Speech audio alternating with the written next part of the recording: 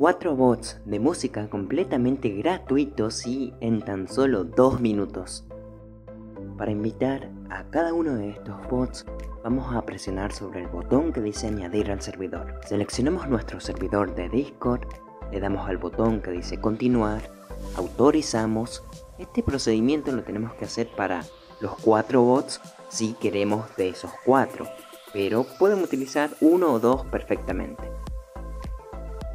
¿Cómo se utiliza el bot? Bien, lo primero que tenemos que hacer es ingresar al canal de voz. Luego de eso, utilizar el comando de /diagonal play más el nombre de la canción. Este bot reproduce canciones de Spotify, Deezer y alguno que otro sitio web. Si desean, pueden hacer uso de los botones que permitirán pausar la canción, así como saltar o alguna que otra función.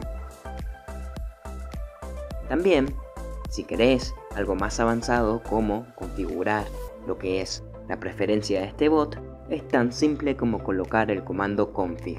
A partir de este momento vamos a ver todas las preferencias que podemos configurar del bot.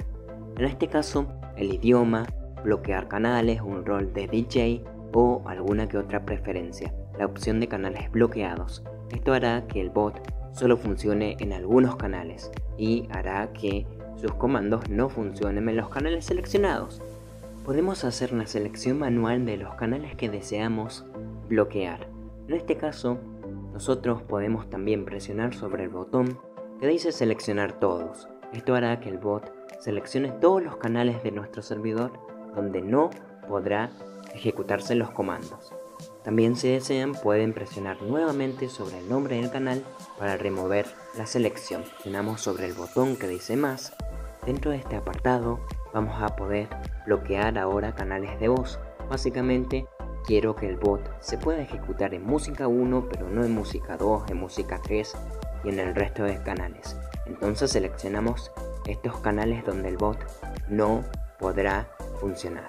Luego de eso, si vamos un paso atrás, también podemos establecer los comandos a bloquear por si desean que el usuario no pueda utilizar un comando en específico.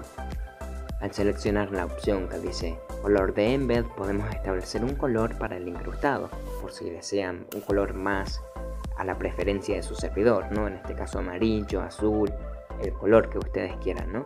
Y por último podemos establecer lo que es un rol de DJ, que esto básicamente hará que la persona que tenga ese rol solo pueda ejecutar al bot.